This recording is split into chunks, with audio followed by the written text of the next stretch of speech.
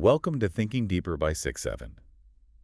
Today, we are looking at how we talk about God, creation, and mythology without getting bogged down in the ultimate debate of atheism versus theism. We're looking at a brilliant critique from the Religion for Breakfast YouTube channel regarding Crash Course Mythology. Oh, it's such a fantastic critique, too. There's just so much to unpack there. It really is. Yeah. We'll explore how to academically study figures like the Hebrew god Yahweh, why searching for universal themes across religions is actually a massive trap, and how European colonialism literally changed the skin color of an African creator god. Yeah, that part is just wild to think about. It's a masterclass in reading between the lines of the stories we tell. If you like my channel, please subscribe and press the like button. It genuinely is great to dive into this with you and with everyone listening, because analyzing how these massive educational platforms like Crash Course, which was created by John and Hank Green, Right, exactly. Yeah. Huge platform. Yeah, massive. And analyzing how they teach religion actually reveals a tremendous amount about, well, our own modern biases. We all carry these assumptions about faith and academia and just how we understand the world. We do. We totally do. So analyzing a popular curriculum like this, it's incredibly validating for anyone who has ever been curious about how we can possibly study the divine without instantly triggering, a fierce cultural debate. Yes, and that tension is exactly where we need to start this deep dive. Yeah. Because before we look at what is actually inside these myths, we have to establish the ground rules for how we are even, allowed to look at them. Right, the methodology. Exactly. Religion for Breakfast, which, by the way, is a fantastic channel run by a religious studies scholar, pointed out something that Crash Course Mythology got absolutely right from episode 1. They established that baseline. Yeah, they established what they called Religious Literacy 101. Yeah. The host of that series, Mike Rugnetta, basically comes right out and sets the boundary. He says, we are studying these myths as literature. Right. We are not studying them as claims to universal truth. Which is such a vital distinction. And frankly, it's a very delicate tightrope to walk. What's fascinating here is how this specific framing kind of diffuses what is normally a very volatile topic. Oh, absolutely. Especially with religion. Especially when we talk about theism and atheism. Religion for Breakfast highlights a really powerful example from the show, which is treating the Hebrew god, Yahweh, as a character in the Hebrew Bible. Which, wait, calling God a character? I can see how that would rub some people the wrong way. Oh, definitely. To some people, calling God a character might sound dismissive or maybe overly secular. But in an academic setting, it is a highly sophisticated and honestly a crucial tool. Interesting. Why is that? Well, by framing the discussion this way, the educators are intentionally stepping entirely out of the theology debate. Ah, I see where this is going. Because if they make a universal truth claim that God absolutely exists, they immediately alienate an atheist audience, right? Exactly. The atheist audience suddenly feels like they're sitting in a Sunday school class instead of a history lecture. Right. But on the flip side, if they claim God is just a made-up fairy tale, they alienate the theist audience who feels like their sacred beliefs are just being mocked. Precisely. So they create this functional neutral ground.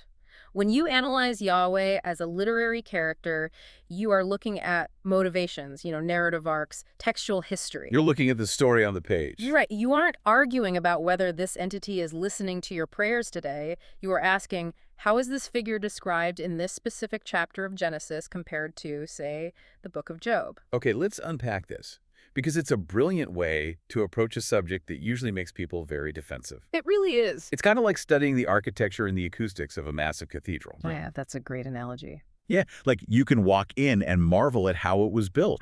You can analyze the intricacies of the stained glass, and you can study what the space means to the people inside, all without actually having to get on your knees and pray. Right, you're just observing the structure itself. Exactly.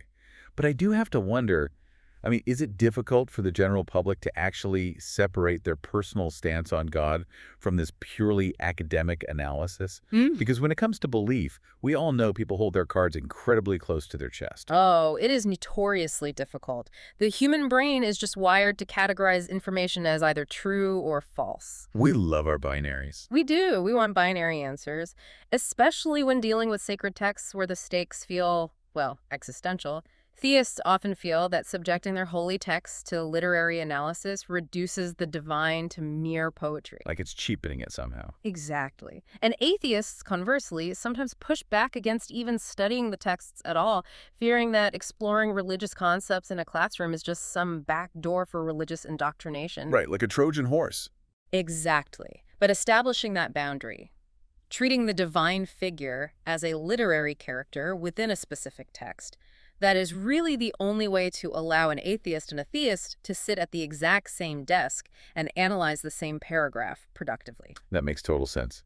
So establishing that boundary means the door is wide open to look at everything objectively, which naturally leads us to the next big question for this deep dive. Where do we point the lens? Exactly. Once we have that objective academic lens, where do we point it? Yeah. And how do we move past the stories we already know? You're referring to the Greco-Roman monopoly on the word mythology. I absolutely am. I mean, think about it. If you've ever watched a Marvel movie or read the Percy Jackson books or even just looked at the names of the planets in our solar system. Right, Jupiter, Mars, Venus. Exactly. Your brain has likely been trained to view mythology as exclusively Greek or Roman. Zeus, Apollo, Hercules. It's just the default in the West. It is. But what Religion for Breakfast really praised about the Crash Course series is its deeply cross-cultural perspective. They didn't just rehash Mount Olympus. No, they went much broader. They really did. They brought in Aztec myths, they brought in Japanese Shinto myths, they explored the rich cosmologies of the Yoruba people in West Africa. And this makes us ask a really profound question, right? Like, who gets to decide which stories are foundational and which are just quote-unquote folklore? Ooh, that's a really good point.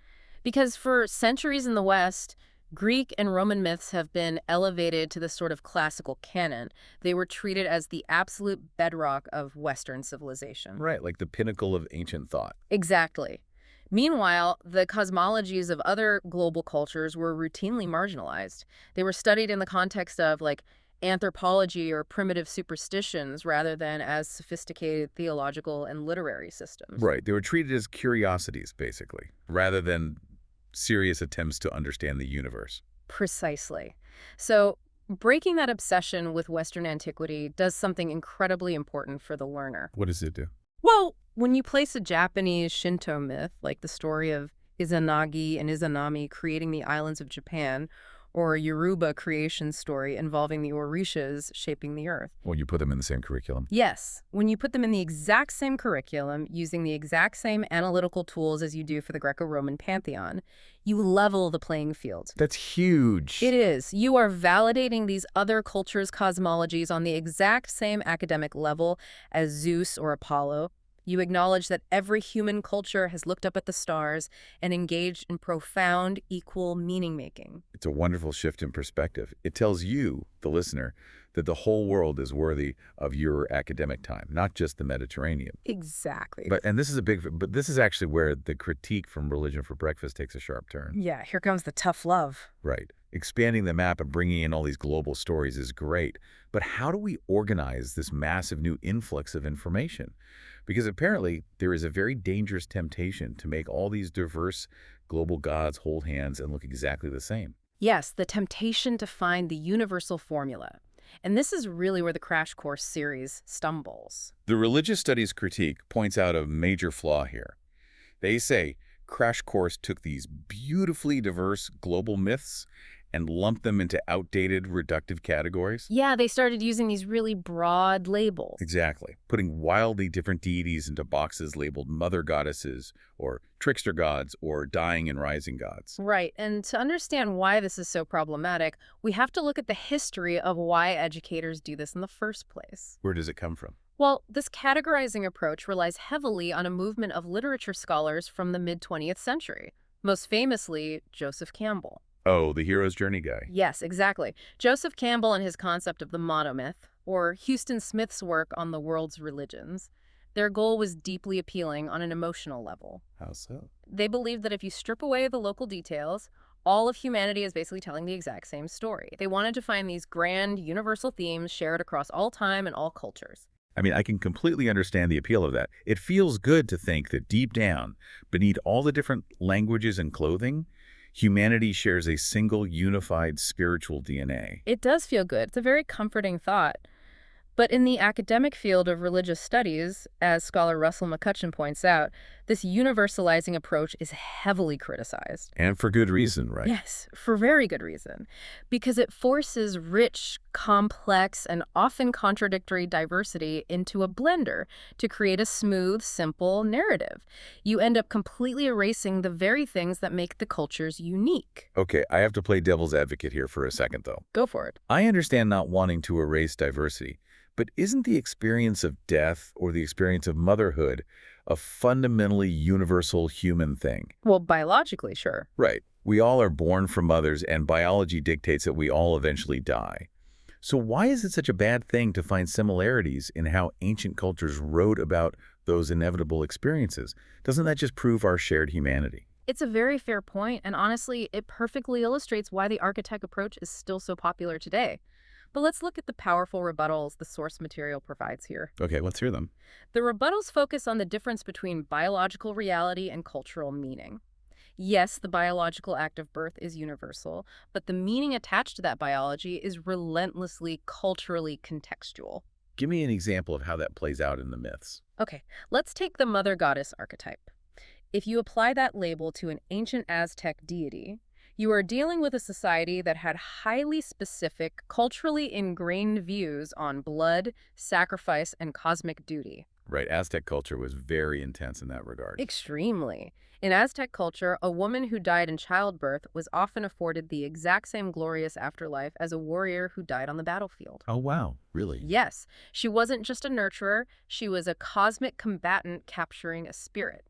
That means something completely and radically different than what the gentle, nurturing label of motherhood means to a 21st century American literature scholar.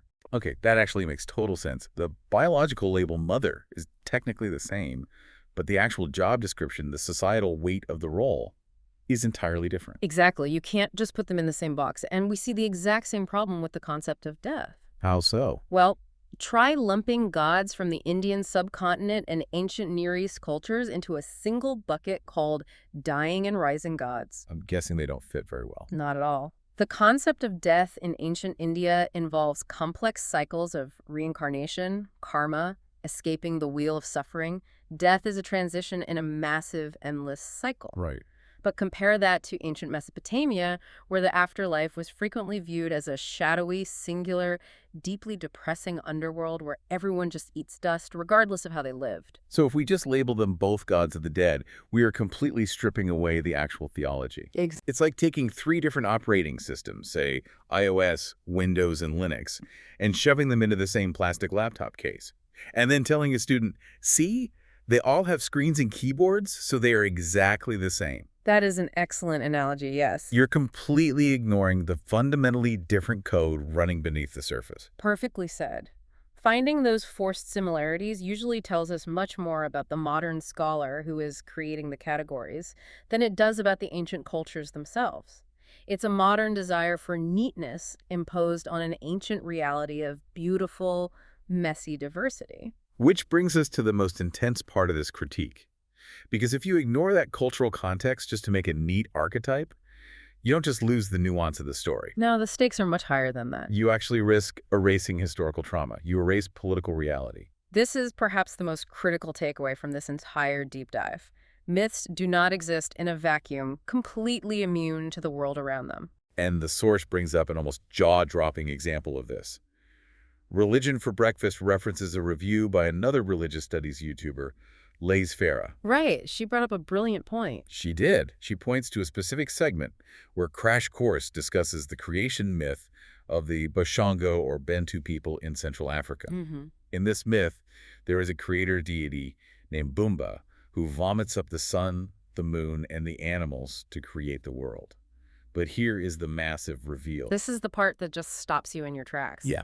In this Central African creation myth, the creator deity Bumba is explicitly described as having white skin. Which, when you are studying an indigenous African cosmology, should cause an immediate screeching halt to the analysis. Right. I mean, I initially struggled with that because part of me thought, wait, are we sure that's not just a coincidence or a mistranslation? Like maybe it just meant glowing or something? Yeah, like maybe white just meant made of light in the original language, and we're projecting modern racial concepts onto it. It's a logical skepticism, for sure.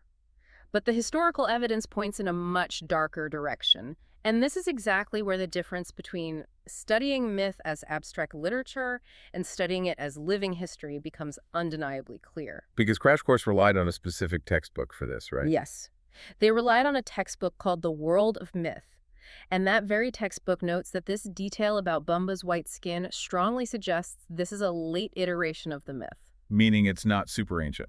Right. It was deeply affected, like so much African mythology and culture, by the physical, overwhelming presence of the white race during the era of European colonization in Africa. Wow.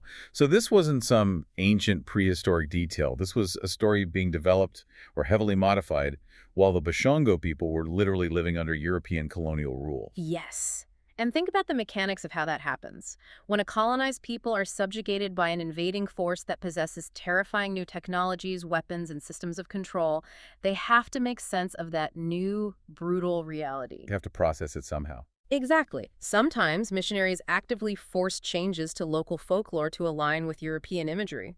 But other times, the colonized people themselves adapt their origin stories to explain the immense power dynamics at play. So they are essentially retrofitting the colonizers into their cosmology. Yes, to make sense of why these foreigners hold so much power over their lives. That just shatters the illusions so many of us have about mythology. We tend to think of a myth as this pristine, untouched fairy tale preserved in stone from the dawn of time. Right, like it's frozen in amber. Exactly. But it's actually a living, breathing document. It is actively reacting to current events, to power dynamics, and in this case, to the horrific, world-altering reality of colonialism. And by leaning so heavily on universal archetypes and that purely literary approach, the educational series glossed right over this colonial context. They just categorized Bomba as another creator god and moved on. Exactly. And as Religion for Breakfast points out, that was a massive missed opportunity. They missed the chance to explain the how and why to the audience. They missed the chance to show how brutal political realities can literally rewrite a culture's concept of the divine. It really perfectly illustrates the difference between a literature scholar's approach and a religious studies scholar's approach. It really does. The literature scholar looks at the text and says, look, another creator god archetype to put on the list. But the religious studies scholar looks at the page, then looks at the history book and says, wait a minute. Why does this Central African creator god look exactly like a European colonizer? Yes. It demands that we ask why the story is being told a certain way, not just what the story is. Which circles us right back to the danger of the monomyth and forcing everything into a neat little box. When you're only looking for the overarching themes that connect us, you deliberately blind yourself to the historical forces that divided us, conquered us, or oppressed us. The cultural context isn't just background noise getting in the way of the story. The context is often the entire point of the story. Exactly. It's a heavy realization, but an incredibly important one for anyone who wants to be truly well-informed. Now, to be fair to Crash Course, and this deep dive wouldn't be complete without looking at the final verdict here. Right, we have to look at the big picture. Despite all these critiques, Religion for Breakfast still views the Crash Course Mythology series as a net positive. And we should note they were totally transparent about having received a grant from John and Hank Green in the past, but the praise seems genuine. Yeah, I agree with that assessment because even with the reliance on outdated archetypes and the mishistorical context regarding colonialism, simply getting this diverse material in front of millions of people is a victory for education. It really is. It models a baseline of academic respect. It clearly separates theology from literary analysis, creating that neutral ground we talked about at the beginning. Yahweh as a character. Exactly. That is no small feat. It has the power to spark a massive public interest in religious studies, prompting people to dig deeper into these texts on their own and discover the historical nuances that the videos might have missed. It's like the gateway drug to proper religious studies. It gets you in the door with the cool stories, the Aztec warriors and the Shinto islands. Yeah. And then the scholars can come in and say, okay, now let's look at the political realities behind those stories. Right. It's a conversation starter, not the final word. Exactly. It is the beginning of a much richer journey. And I think that journey requires us to change how we consume these ancient stories moving forward. It raises a final vital challenge for you, the listener. What's the challenge? The next time you read a religious text or hear an ancient myth or even watch a movie based on one, don't just ask what moral the story is trying to teach. Ask yourself, Who was ruling society when this story was written down? And how did their power change the way the gods were described? Wow, what an incredible question to leave off on. We started out talking about the architecture of a cathedral, looking at the structure without having to kneel. But I think what we've discovered is that you also have to look at whose money built the cathedral, whose hands were forced to lay the stones, and who decided what went into the windows. That is beautifully put. It changes everything about how you see the stained glass. It really does. Thank you so much for joining us on this exploration. We love taking these sources and unpacking them with you, pulling apart the complex layers of history, belief, and storytelling. Keep asking those big questions, keep reading between the lines, and we will see you on the next deep dive.